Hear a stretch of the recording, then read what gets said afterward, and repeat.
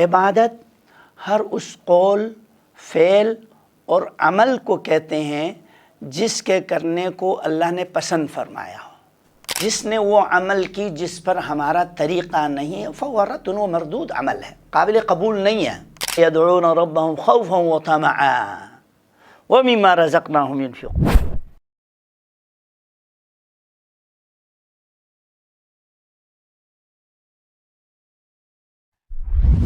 الحمد للہ رب العالمین والصلاة والسلام علی سید المرسلین وعلی آلہ وصحبہ اجمعین۔ آج آپ کے سامنے عبادت کے بارے میں ہم بتا دیں گے عبادت کیا چیز ہے۔ اللہ نے بندوں کو اپنی بندگی کے لیے پیدا کیا ہے، تو عبادت کسے کہتے ہیں؟ جس کو ہم ہمیشہ ہر نماز میں پڑھتے ہیں، اعتراف کرتے ہیں ایاک نعبد و ایاک نستعین۔ اب عبادت کیا ہے؟ عبادت ہر اس قول، فعل اور عمل کو کہتے ہیں جس کے کرنے کو اللہ نے پسند فرمایا ہو، جو قرآن میں حکم دی، یا اللہ نے اپنے نبی کو جبرائیل امین کے ذریعے حکم دیا کہ فلان کام کرو، تو اللہ کے نبی آرڈر جاری کرتا ہے تو وہ نیکی شروع کرتا ہے، تو وہ نیکی جو ہے نا عبادت ہے۔ تو عبادت دعا سب سے بڑی عبادت ہے۔ دعا، نماز، قربانی، قل ان صلاتی ونسکی ومحیای ومماتی للہ رب العالمین۔ بتا دیجئے میرے نبی ان کو، یقیناً میری نماز، میری قربانی، میرے جینا و مرنا سب اللہ رب العالمین کے لیے ہیں۔ تو یہ عبادات کے اندر سب سے پسندیدہ عبادت اللہ رب العالمین کے ہاں توحید کے بعد، ذکر الہی کے بعد فرائض ہیں۔ فرض نماز، فرض روزے، فرض زکوٰۃ، فرض حج۔ ما تقرب الی عبدی بشیء احب الی مما افترضت علیہ۔ یہ روایت امام بخاری نے اور ابن ماجہ نے، امام احمد بن حنبل نے مختلف صحابیوں سے روایت کی ہیں، اور امام بخاری میں حدیث نمبر ہیں 6502۔ تو اس کے اندر یہ ہے کہ محبوب ترین عمل فرائض ہیں۔ اس کا مفہوم مخالف یہ ہے، اور نیکیوں میں سے کوئی فرض نماز چھوڑ دیتا وہ آدمی مبغوض ترین ہے۔ جہاں کرنے والے اللہ کے ہاں محبوب ترین ہیں، فرائض چھوڑ دیں وہ بندہ مبغوض ترین ہے۔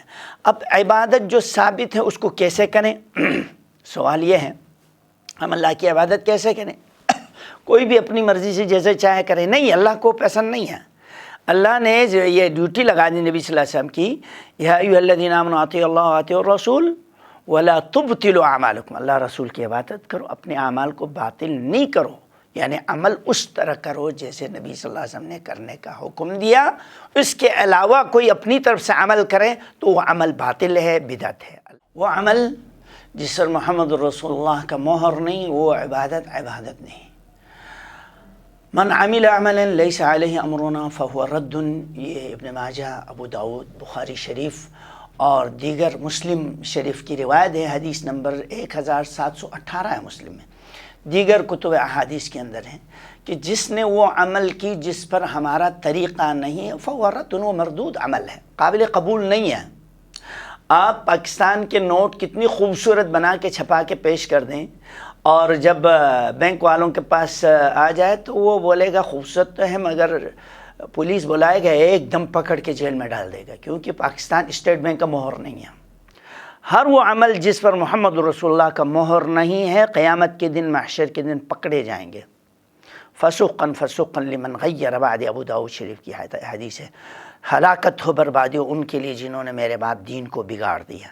تو دین مکمل ہو چکی ہیں، لہٰذا عبادت کے اندر ہمیں اضافے کی گنجائش نہیں۔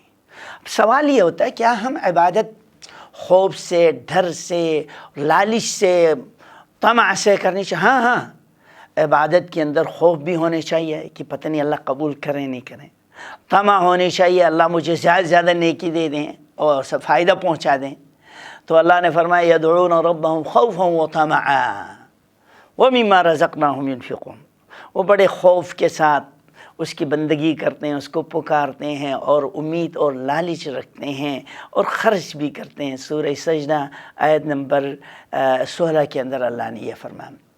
اور اللہ کے نبی کی تمنا آرمان دیکھو، دعا ہمیں سکھا دیا، اللہم انی اسألک الجنہ وَأَعُوذُ بِكَ مِنَ النَّارِ، یہ پناہ مانگ لی، یہ خوف ہے، جہنم سے ڈرنا چاہیے اور دل میں طمع لالش ہونا چاہیے جنت کی۔